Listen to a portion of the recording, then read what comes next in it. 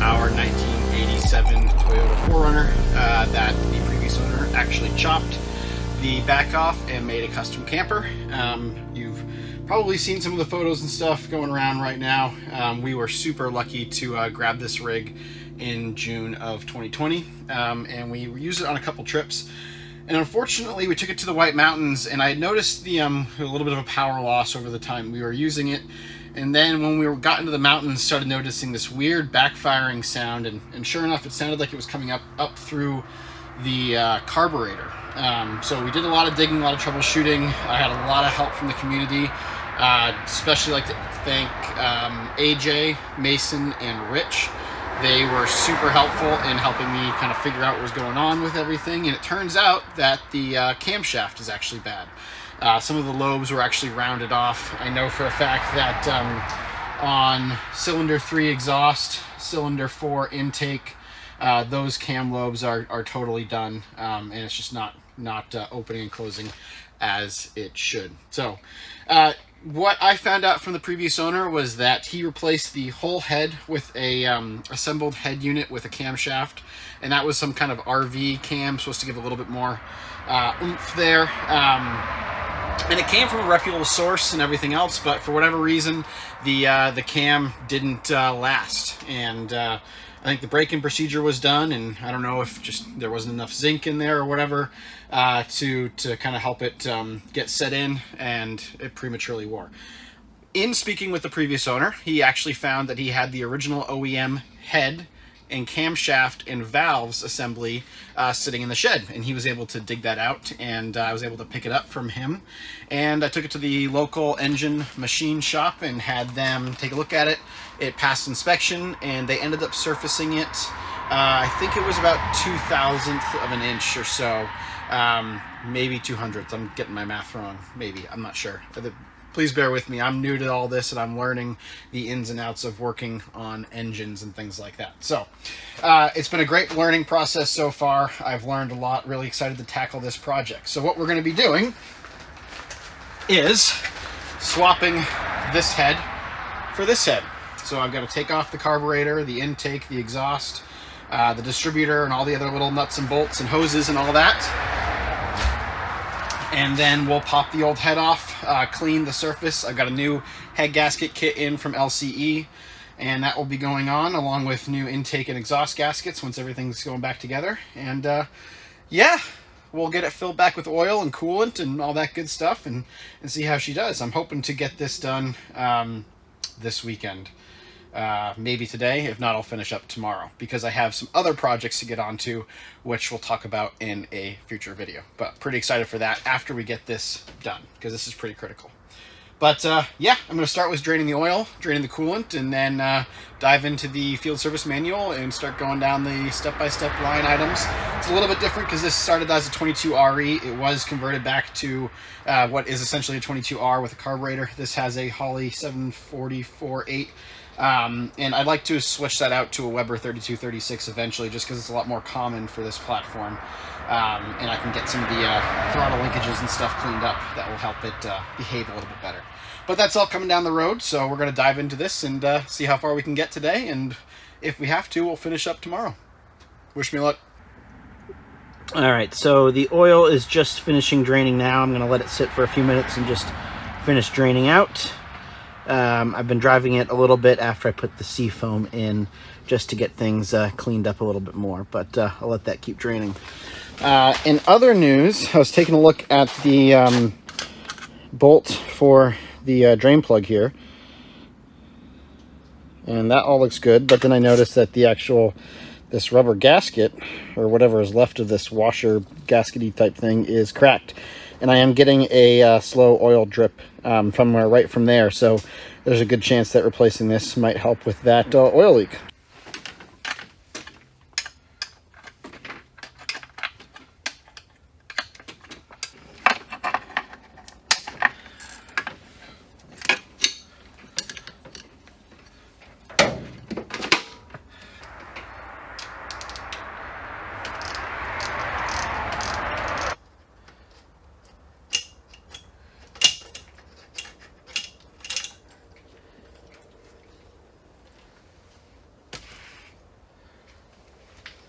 All right, so we got the carb off, and now I can start working on the intake after I do the coolant. I'm still waiting for everything to cool back down after warming it up to drain the oil.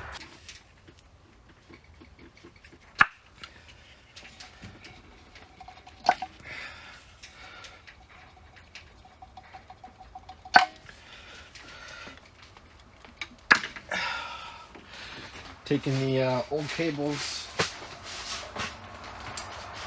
cables off because we've got new cables to go on. All right, I'm gonna try and break my first exhaust stud nut right here. We'll see how that goes. I've been soaking it with PB Blaster for the past couple days.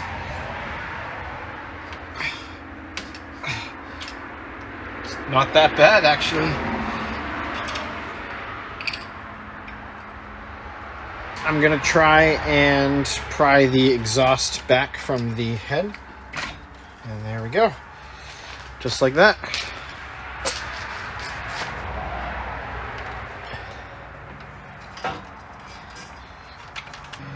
Okay, so there's one, the last two studs that didn't come out with the nuts.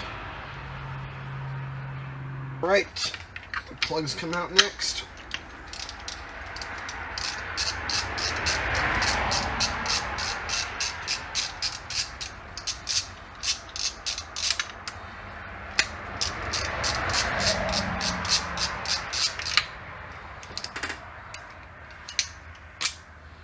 There we go. Number one plug. I'll keep them in the same order and I'll put them back into the same cylinders in the new head.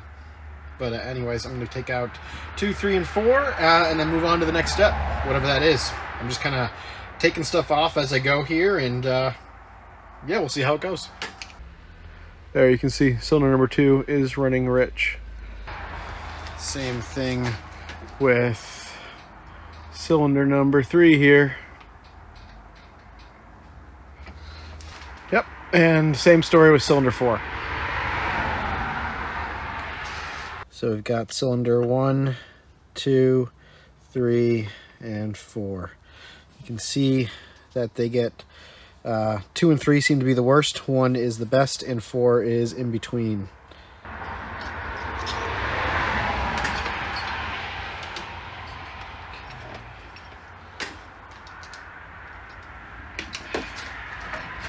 I gotta go down.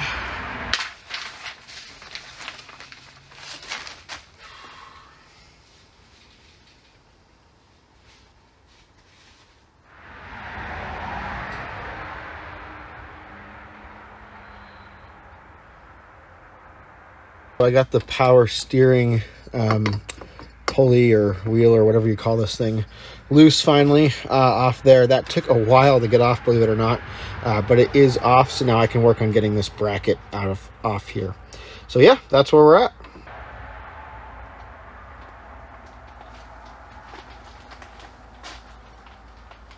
The power steering pump is out of the bracket right here, and it is chilling out down there, out of the way. Where are we at? Well, I finally got the radiator drained. You can see right down here.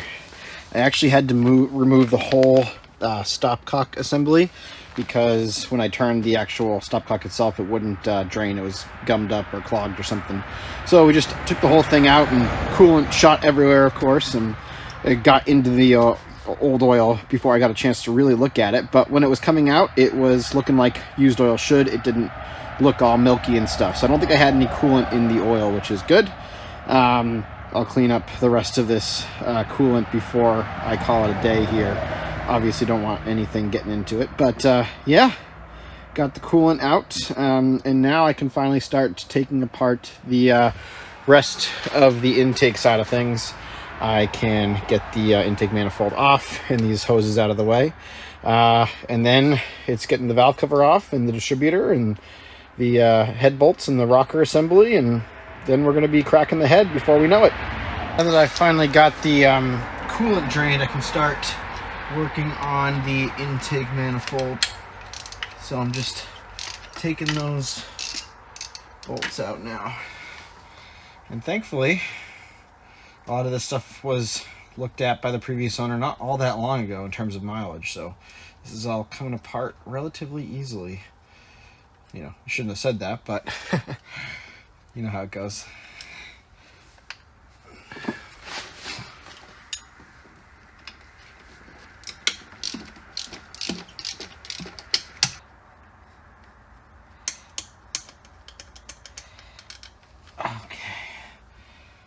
There it is. Now, this whole thing should come off. And it's just gonna rest right down there for now.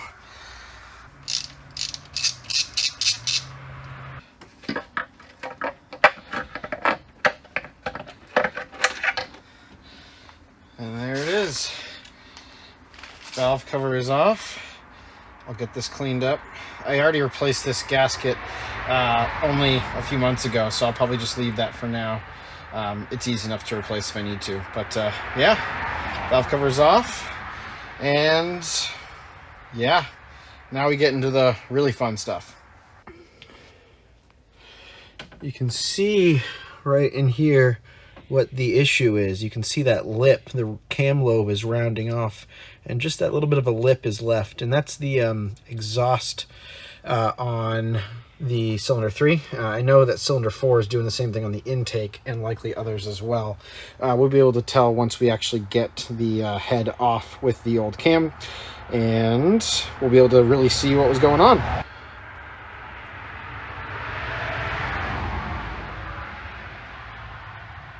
I got the intake manifold out of the way. I'm going to go ahead and just change the oil filter since it's right there, so why not?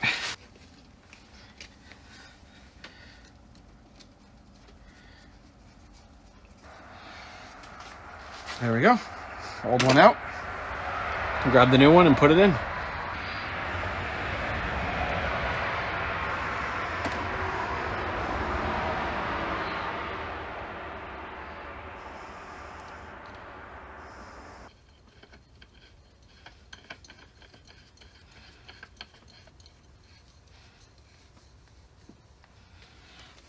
We're getting ready to take the distributor out. We've got it at lined up with the 0 mark, top dead center, and we can see that everything is in line with the indicator on the rocker assembly right there.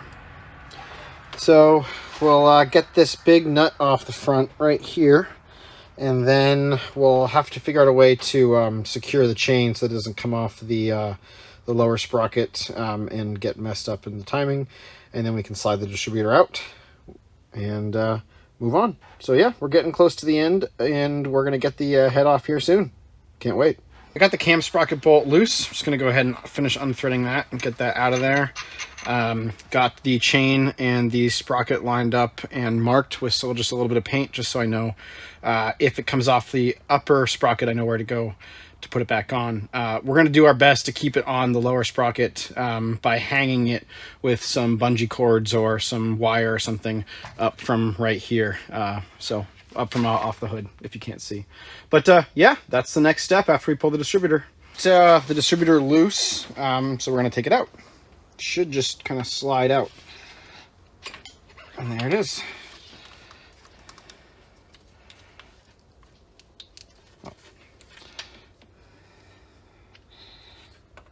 Put that back in for now.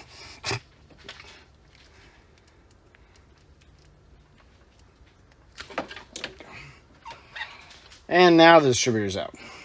So there's our Dizzy.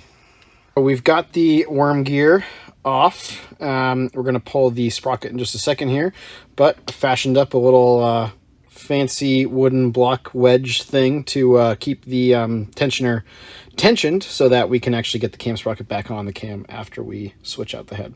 So we'll get that down in there and get the sprocket pulled off.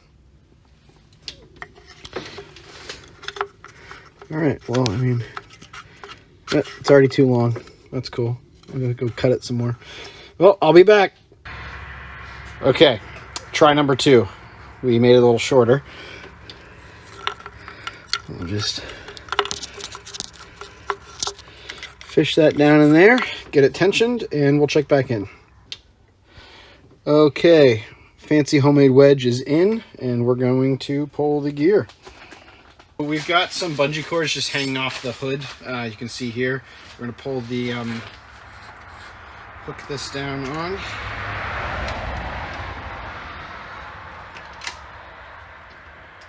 And there we go. It's keeping tension. The spacer block in there is doing it what it should. It's keeping tension on the tensioner so that I can get this back on when we're ready. And this will hold it up out of the way just so that the chain doesn't come off of any of the teeth where it shouldn't. We've got the bracketry and stuff out of the way, the last of it, so we're going to start cracking some head bolts, and then we're going to pop the head off and call it a night.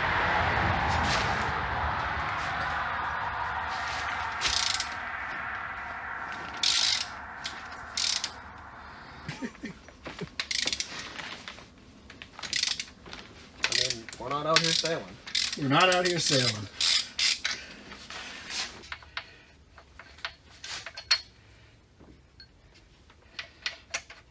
Some of these are kind of dry. Ooh.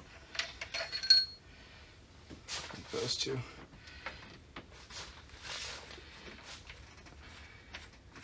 Okay, so I've been at this most of the day, taking my time, doing some filming and taking pictures and stuff, obviously.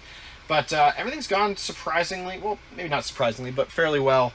A few little hiccups and snafus, but nothing that presented too much of a challenge. So we're at the point now where we're ready to pull the rocker assembly off and then crack the head off, and then we'll call it a night. And tomorrow morning, start cleaning all the surfaces and all that, and get the new head ready to go back on. So looking forward to it, but definitely excited that we're able to get it down this far, and this will be my first time officially cracking an engine open completely, so pretty excited. But yeah, let's see what we got.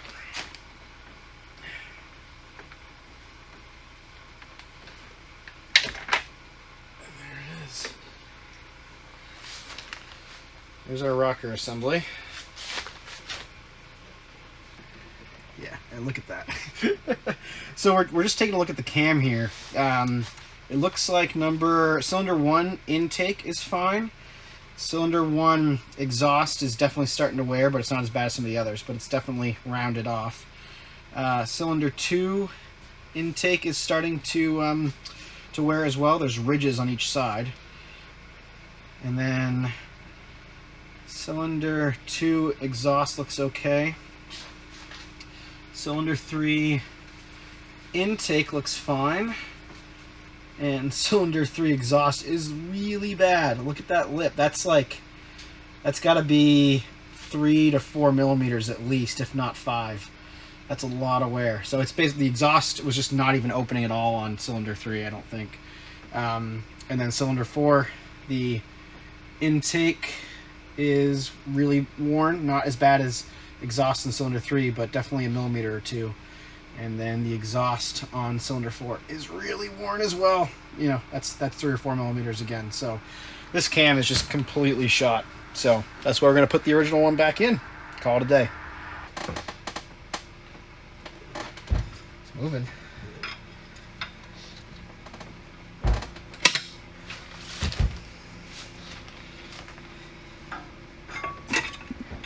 Ooh, baby.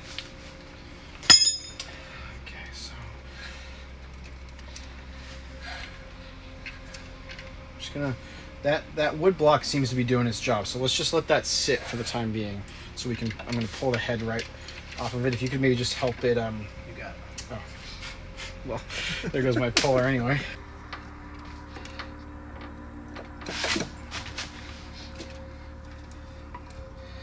Really don't want this oil to go everywhere.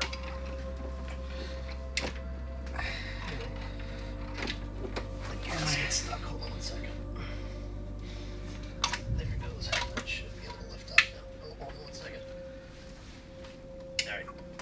You're clear. Clear.